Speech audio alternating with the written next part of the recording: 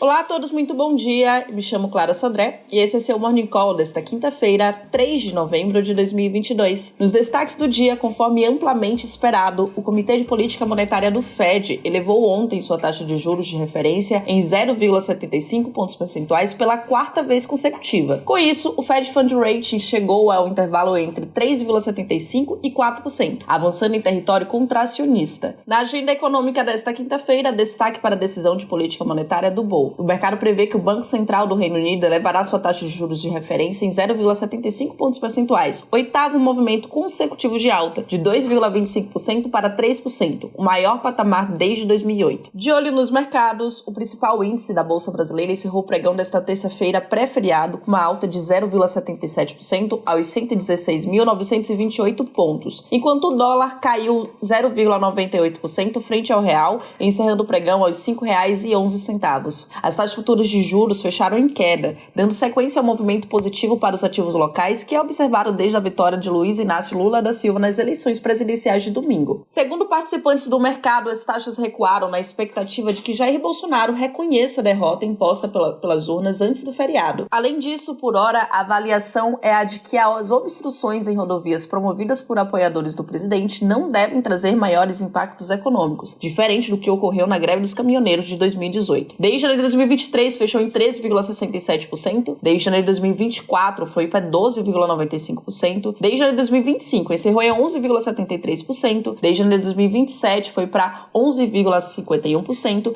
e desde janeiro de 2029 foi para 11,61%. Mercados globais amanhecem negativos, enquanto investidores digerem o discurso de Jerome Powell e reprecificam suas apostas sobre o futuro da taxa de juros americana. Nesta quarta-feira, o Fed anunciou mais uma alta de 75 pontos base na taxa de juros e sinalizou que ainda é cedo para uma discussão sobre o fim dos aumentos. Na Europa, o foco ficará por conta da decisão de política monetária do Banco da Inglaterra. O consenso aponta uma alta de 75 pontos base, elevando a taxa de juros local para 3%, ou seu maior valor desde 2008. Na China, o índice encerra em forte queda, acompanhando o sentimento negativo das bolsas globais. Em Hong Kong, a autoridade monetária também elevou a taxa básica de juros em 75 pontos base para 4,25%, ultrapassando os valores vistos durante a crise de 2008. De olho na economia ao redor do mundo, o comunicado pós-decisão do Fed destacou que as elevações de juros em curso são apropriadas para atingir o nível de política monetária restritiva o suficiente, de modo a trazer a inflação de volta para a meta de 2%. Em relação ao ritmo de aumento para as próximas reuniões, o comitê frisou que avaliará o efeito defasado e cumulativo do aperto monetário sobre a atividade econômica,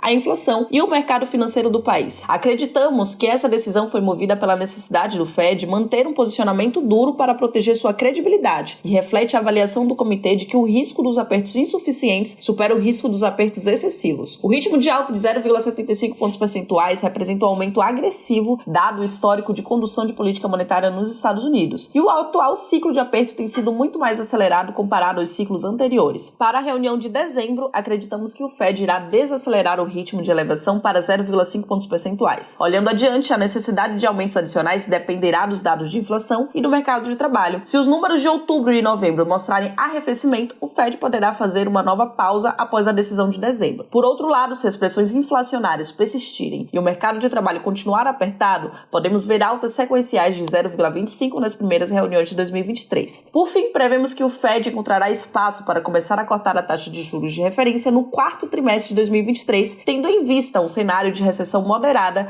e os avanços no processo de desinflação. A criação de empregos no setor privado dos Estados Unidos superou as expectativas em outubro, reforçando o cenário de resiliência do mercado de trabalho. Conforme publicado ontem no relatório da ADP, houve geração líquida de 239 mil vagas no mês passado, enquanto o consenso de mercado apontava para um incremento de 195 mil. O mercado voltará as atenções para a publicação do principal relatório de emprego dos Estados Unidos na manhã da sexta-feira, 4 de novembro. Na China, o PMI, índice de gerente de compras de serviços, recuou 49,3% em setembro para 48,4% em outubro, chegando ao menor patamar desde maio. A marca de 50 pontos separa a contração de expansão na base mensal. Após crescimento mais forte do que esperado no terceiro trimestre, a economia chinesa volta a mais sinais de enfraquecimento em meio às persistentes restrições relacionadas à pandemia e problemas no setor imobiliário. No Brasil, o Copom publicou nesta terça-feira a ata da sua última reunião. O documento trouxe a mesma mensagem do comunicado pós-reunião. O ajuste monetário já implementado parece suficiente para levar a inflação à trajetória de metas. Porém, se a convergência não ocorrer conforme esperado, o Copom não descarta um aperto adicional à frente. Os principais fatores para a avaliação da convergência da inflação são a ociosidade na economia, hiato do produto, e a dinâmica da inflação de serviços. Em relação ao primeiro, a ata indicou que houve uma redução no período recente, o que poderia ser visto como risco à desinflação. Todavia, o Banco Central prevê a ampliação da ociosidade nos próximos trimestres,